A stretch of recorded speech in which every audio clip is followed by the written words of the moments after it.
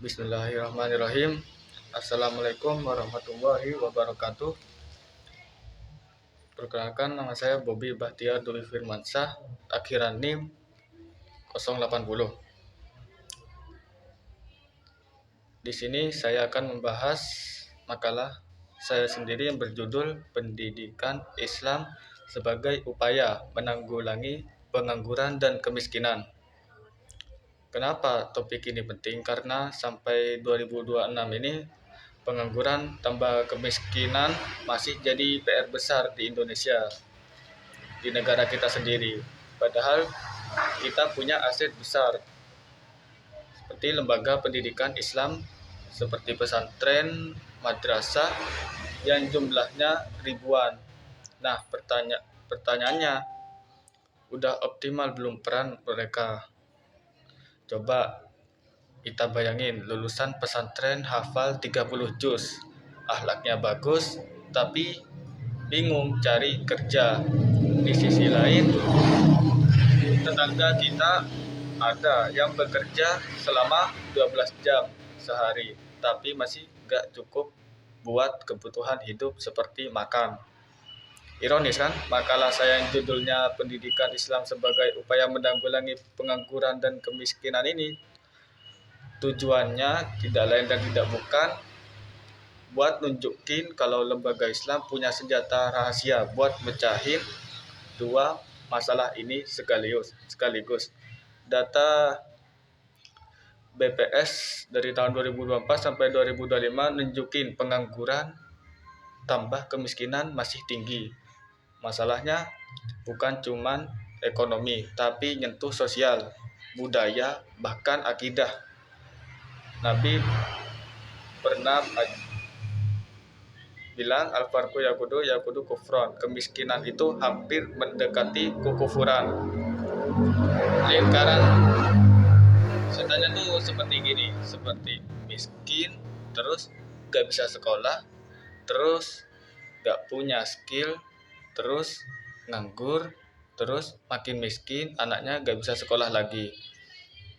Padahal Islam ngajarin umatnya untuk kerja keras, mandiri, dan gak ngemis. Lembaga Islam kayak pesantren, madrasah itu potensinya besar, jadi inkubator ekonomi. Jadi orang usia kerja yang siap kerja tapi belum dapat kerja ada 5 jenis: friksional, struktural, siklikal, musiman, teknologis. Penyebab utamanya adalah skill gak sesuai, pasar kerja tambah lapangan kerja sedikit. Kemiskinan, gak bisa penuhin kebutuhan dasar seperti makan, papan, pendidikan, untuk kesehatan. Ada 4 jenis: absolut, relatif, struktural, dan kultural. Yang bahaya, kemiskinan kultural. Udah ada peluang tapi gak mau usaha karena merasa cukup. Peran pendidikan Islam ini bagian paling penting. Pendidikan Islam punya 3 keunggulan dibanding pendidikan umum. Pertama, iman tambah ilmu tambah skill. Tujuan pendidikan Islam bukan cuma untuk kita untuk menjadi pintar, tapi juga berakhlak tambah mandiri. Jadi lulusannya gak cuma jago teori, tapi punya karakter kerja seperti disiplin, jujur, tanggung jawab. Untuk strategi pengentasan kemiskinan, yang pertama itu upgrade SDM, kasih ilmu tambah keterampilan biar gak tergantung pada bantuan, tidak tergantung dengan orang lain juga. Yang kedua, tanam etos kerja. Di dalam Quran surah Ar-Ra'd ayat 11, Allah gak akan ubah nasib kaum kalau kaum itu gak ubah sendiri. Yang ketiga, modal sosial Islam seperti zakat, infak, sedekah, wakaf buat bantu yang miskin. Yang keempat, pendidikan inklusif seperti beasiswa, subsidi, pelatihan buat anak miskin biar gak putus sekolah. Jadi untuk strategi pengentasan pengangguran, rekonversi kurikulum, kurangin hafalan doang. Kita harus tambah praktik, masukkan kebiasaan, tambah vokasi. Pesantren wirausaha, santri gak cuma ngaji, tapi seperti ternak lele, tapi bikin batik, coding, lulus langsung buka usaha. Link dan match madrasah harus nyambung sama dunia usaha dan industri biar lulusan sesuai kebutuhan. Untuk teknologi, ajari skill digital karena era sekarang ini semua serba online. Contoh nyata, di Pondok Tebu Ireng, Jombang, punya unit usaha, Gontor punya koperasi. Itu sudah menjadi bukti pesantren bisa jadi pusat ekonomi. Tantangan dan tambah solusi. Tantangan dalam makalah ini, kurikulum masih tekstual, guru kurang, skill usaha, dana terbatas, mindset pesantren jadinya miskin. Solusinya butuh komitmen semua pihak. Pemerintah kasih dana, tambah pelatihan guru. Seperti kiai atau ustadz tuh harus mau belajar bisnis. Masyarakat jangan cuma nitip anak ngaji, tapi dukung unit usaha pesantren.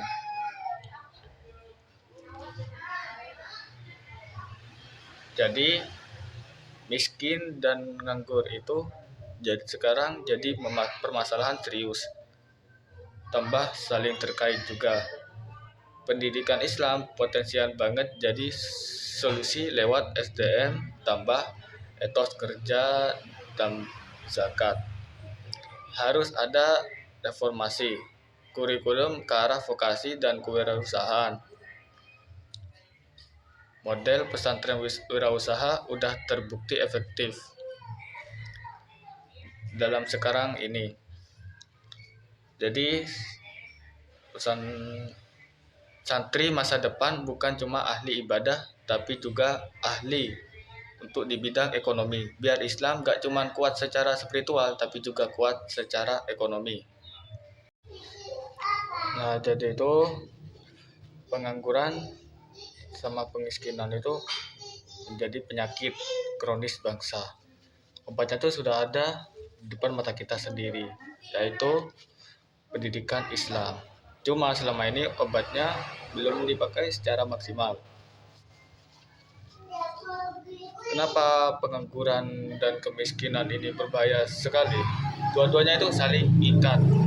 Orang miskin susah sekolah karena gak ada biaya.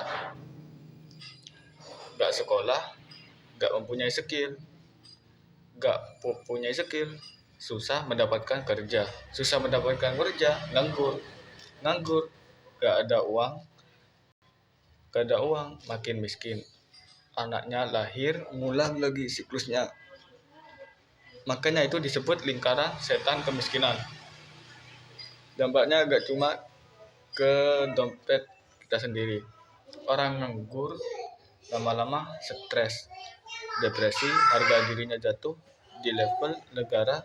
Kalau banyak pengangguran berarti potensi SDM kebuang. Negara jadi tidak maju.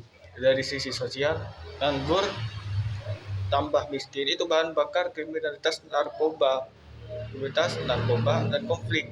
Dalam Islam ini masalah itu menjadi sangat serius. Nabi Muhammad SAW beliau bersabda, kemiskinan itu hampir mendekati kekufuran. Maksudnya kalau orang udah kepepet banget itu imannya itu gampang goyah. Makanya Islam gak nyuruh pasrah sama takdir miskin. Islam itu nyuruh untuk berikhtiar. Quran surah Ar-Ra'd ayat 11, ayatnya itu sesungguhnya Allah tidak akan mengubah keadaan suatu kaum sampai mereka mengubah keadaan yang ada pada diri mereka sendiri. Jadi miskin itu bukan takdir final, tapi kondisi yang harus diperjuangkan. Salah kaprah soal pendidikan Islam selama ini. Banyak orang kira pendidikan Islam tuh ngafalin kitab kuning doang, tambah untuk mengaji doang. Jadinya lulusan pesantren atau madrasah untuk pintar agama, tapi gagap dunia kerja. Pas lulus bingung mau ngajar, gak ada lowongan, mau dagang, gak punya skill. Padahal tujuan asli pendidikan Islam itu ada 3: jadi orang beriman, berilmu, dan berkarya. Jadi harusnya lulusan pesantren itu paket komplit, akhlaknya bagus, ilmunya luas, skillnya mumpuni. Makanya pesantren, madrasah, PTK harusnya jadi pabrik manusia mandiri, bukan cuma pabrik penghafal. Masalahnya sekarang kurikulum banyak lembaga Islam masih berat ke ilmu agama tekstual. Kebiasaan, skill praktis, literasi digital masih jadi anak tiri. Akibatnya lulusan kalah saing sama SMK atau lulusan umum lainnya seperti SMA. Terus pendidikan Islam itu ngatasinya itu bagaimana? Kekuatan pendidikan Islam itu ada di 4 cara. Cara pertama, bangun SDM tambah karakter kerja. Pendidikan Islam gak cuma itu untuk transfer ilmu, tapi bentuk karakter. Santri diajari disiplin, bangun subuh, jujur, amanah, dan tanggung jawab.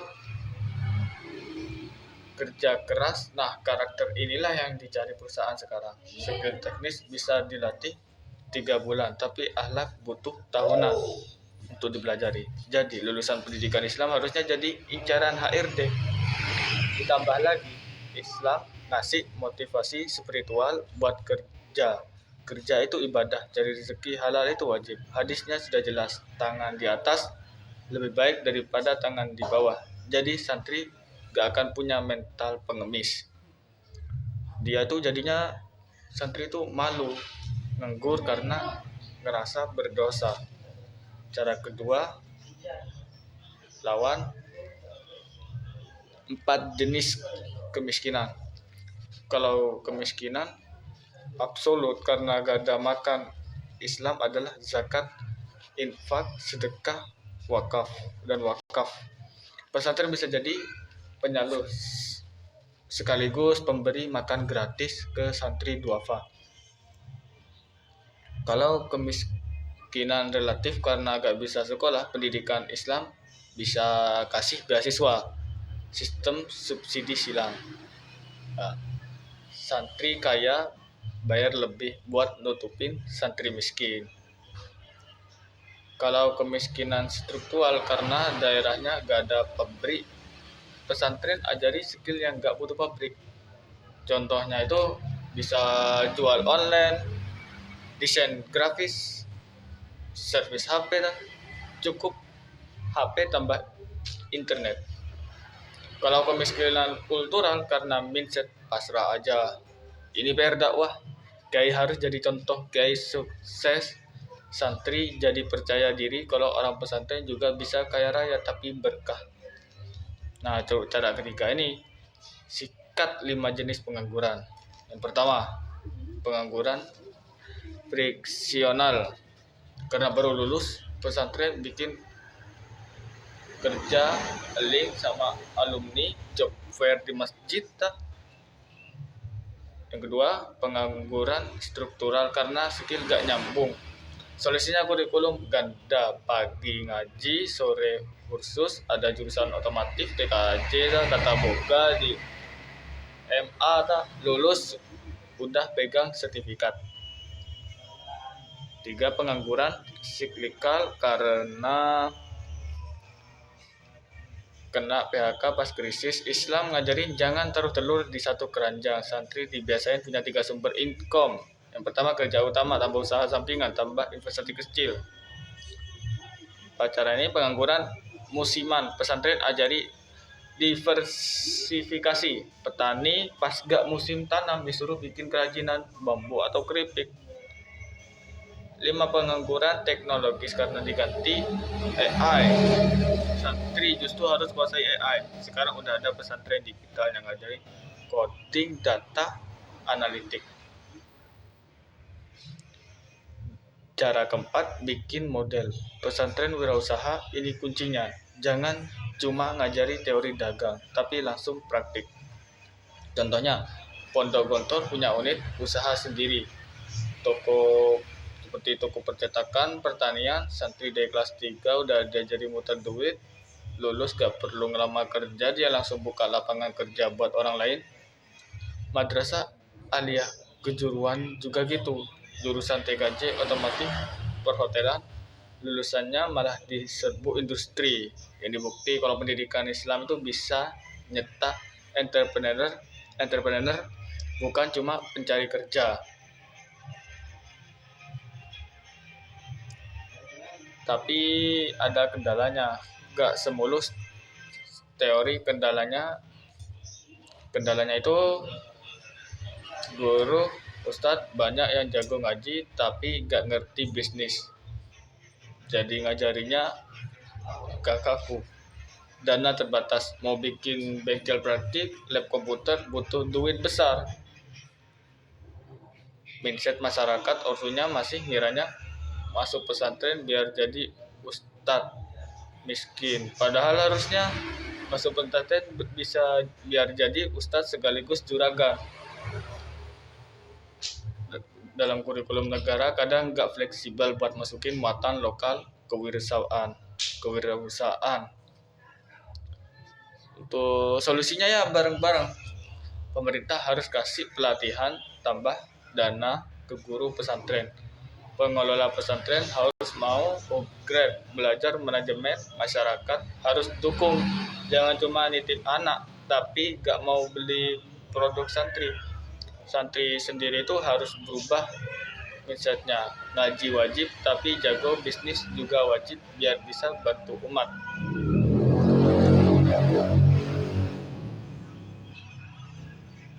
Pengangguran ditambah kemiskinan itu musuh bersama. Pendidikan Islam punya senjata lengkap buat ngalahin dari iman, ilmu, skill, zakat, etos kerja. Tapi senjatanya harus diasah dulu lewat reformasi kurikulum dan praktik. Kalau pesantren bisa jadi pusat ekonomi, insya Allah Indonesia gak cuma kuat imannya tapi juga kuat ekonominya. Santri masa depan, hafiz, tambah entrepreneur. Sekian penjelasan dari saya. Assalamualaikum warahmatullahi wabarakatuh.